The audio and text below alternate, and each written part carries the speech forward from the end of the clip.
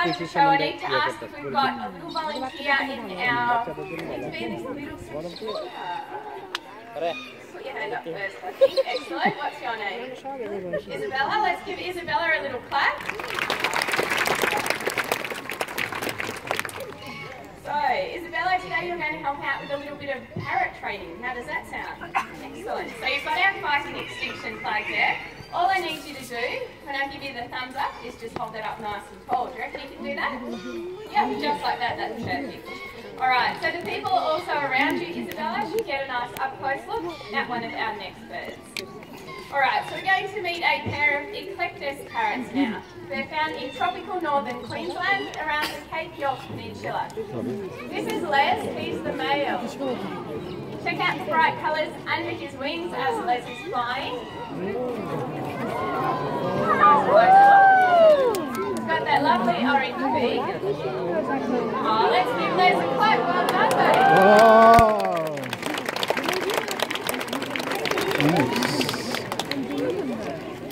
And you might know that in the bird world, it's normally the males who are the more colourful of the sexes because they use that to help them attract a mate.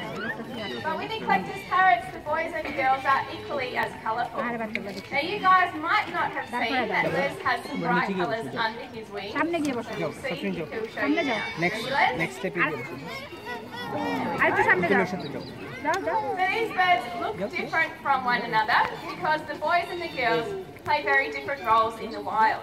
The females spend most of their time creating and protecting their nesting hollows, while the males, like Les, spend most of their time up in the treetops looking for food. And they bring food back to the female. Amongst the bright green leaves and fruits and flowers up there, thanks Les, the boys camouflage really well, which helps to protect them against predator animals like birds of prey. So remember what Les looks like. We'll meet the female and you can see how different they do look. Her name is Akala. There we go. Isabella, if you hold that flag up now, see if she can fly from there and find the flag. You've got to be quick with your cameras. Excellent. Give her a clap. Well done.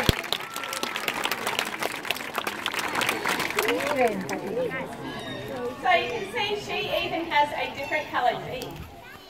The female Eclectus parrots spend up to about 10 months of the year just protecting their nesting hollow and keeping it to themselves. There's lots of competition for those nesting hollows in tropical rainforests. So they blend into the shadows of the rainforest and that's what helps to protect them. So the colour of those birds is a great survival strategy and they do make an excellent contribution to our magnificent rainforests up north.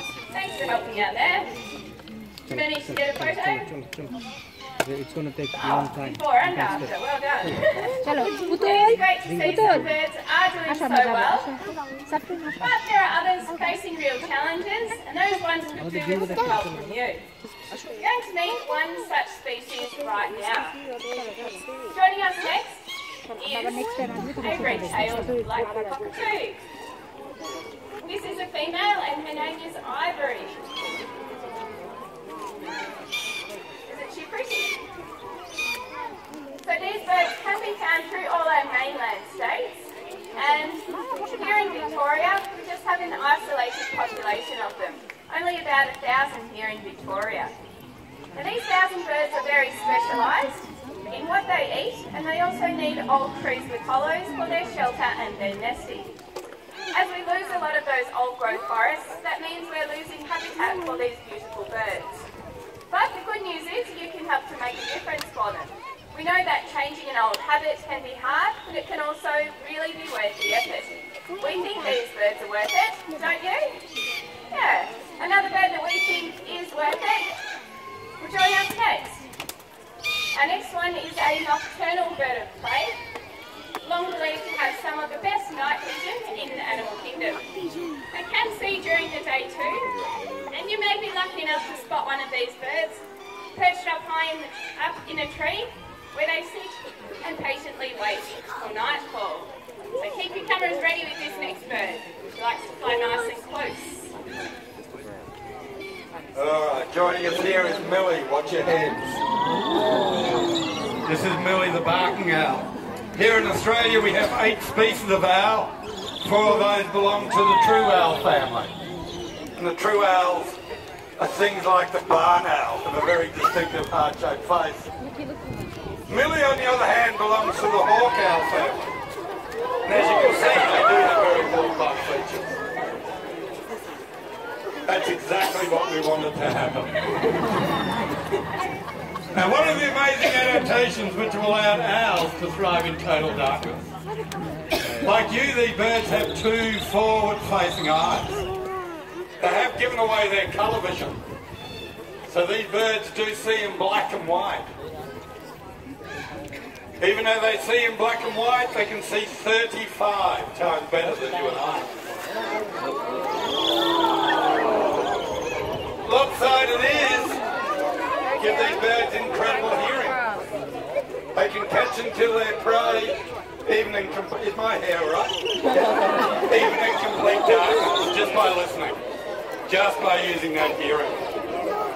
Now those of you who are lucky enough to have an owl flying over your heads would realise by now you cannot hear an owl flapping its wings.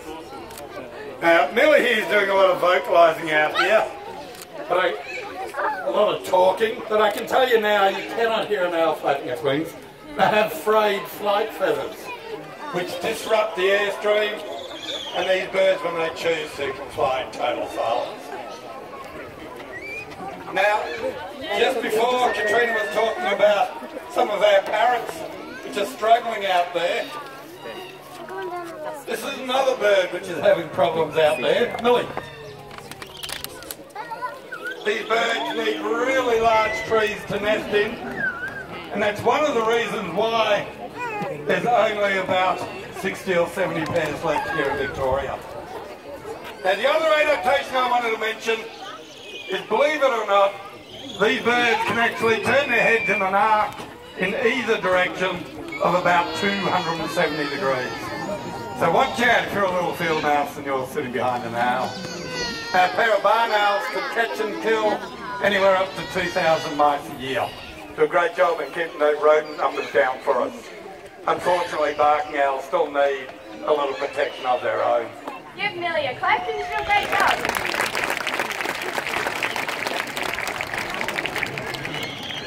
So some birds, like barn owls, have learnt to adapt, and they're happy to nest in man-made structures, things like barns and sheds, whereas other birds like barking owls and red-tailed black cockatoos really need tree hollows for their survival.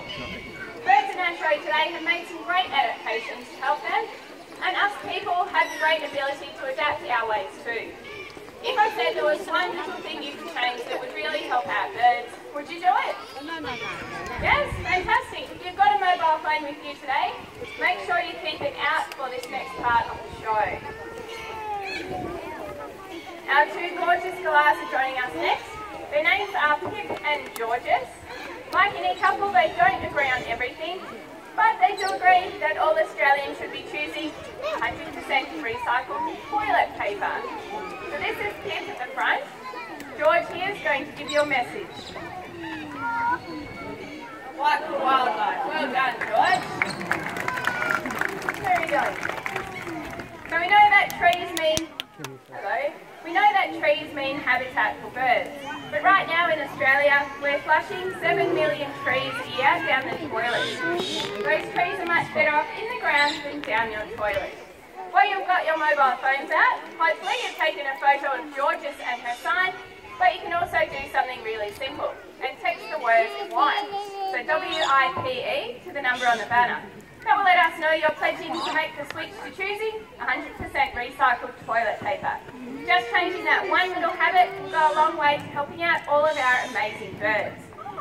Our 2 gorgeous galahs and I are going to head off, come on Pip, and we're going to check how many of you are sending through your text messages. Oh, hello Pip, you've made a new friend. Pip, you should stay nice and still. We've been doing these shows for a long time and Pip has honestly never ever done that before. So you're very lucky. Take your birds home, Katrina. George is going to walk all the way home. George.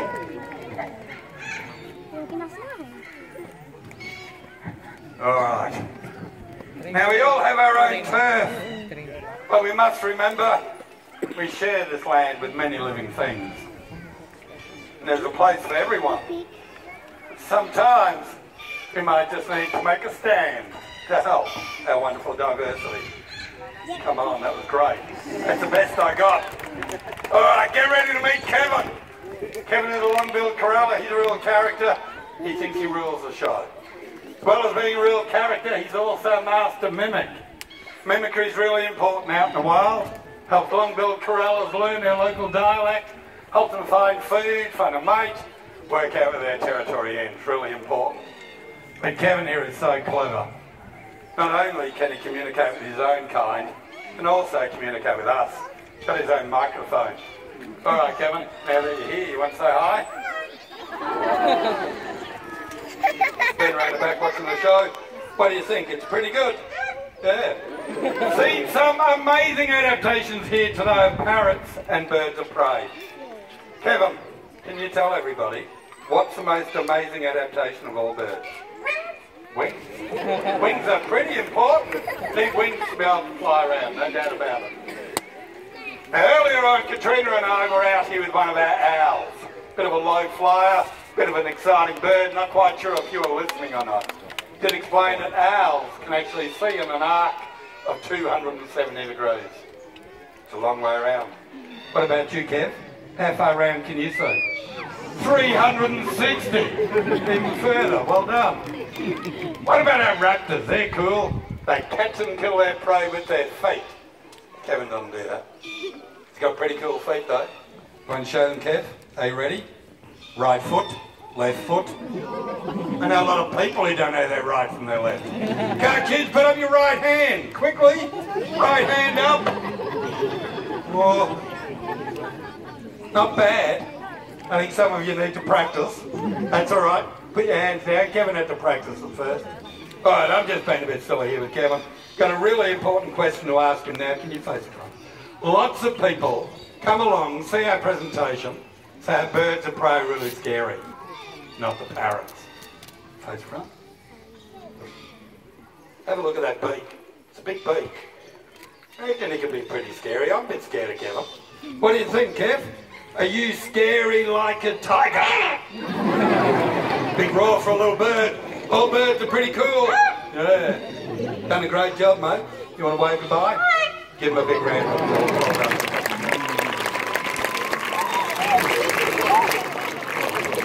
Now, because long-billed corrallers are so intelligent, we're seeing more and more populations of these beautiful birds popping up all over Australia. They're doing really well.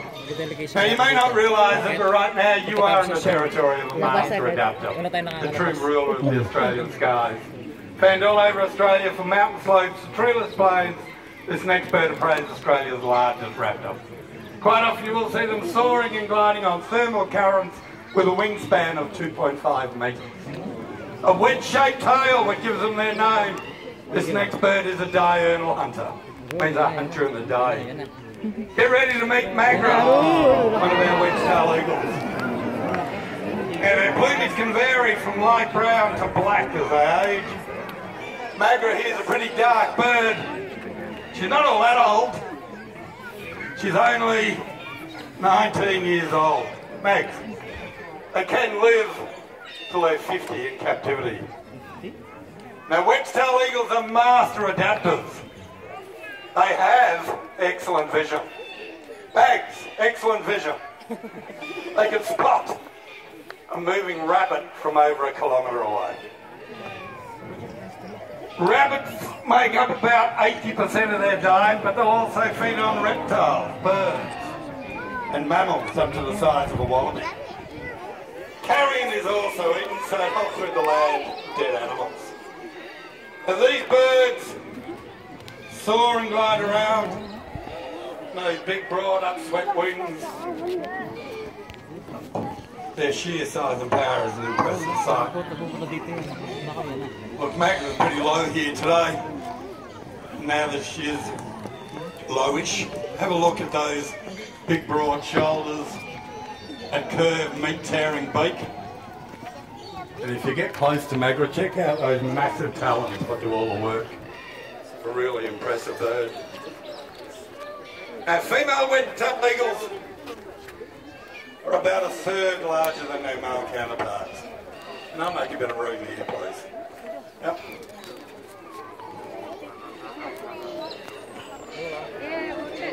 Watch your head.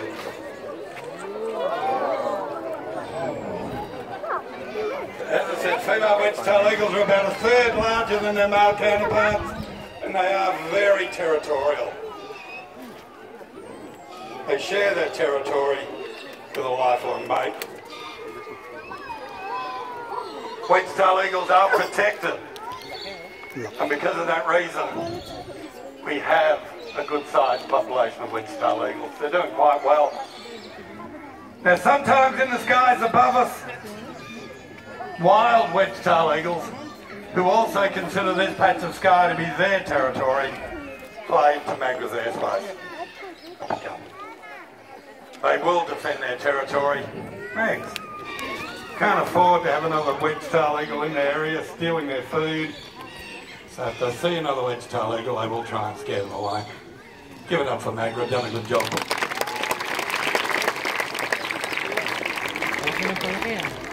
Now, I mentioned those wild wedge-tailed eagles for a very good reason. We do have a wild pair live very close to the sanctuary. See them nearly every day. Now, today our incredible parrots and amazing raptors have united. Don't go, this is the best part of the show. Today our amazing raptors, whatever the... I've forgotten the script now. But haven't they been great? Katrina, what's the script? Have they inspired you, these spirits in the sky? There's some who are doing well, some who still need our help. Changing our habits to protect trees for habitat will benefit birds and lots of other Australian wildlife. And just by making that pledge to switch to using 100% recycled toilet paper, you can make a really big difference for birds and other wildlife too. Remember to text through the word white to the number on the banner. Thanks for joining us today. We hope you enjoyed Spirits of the Sky. Thank you.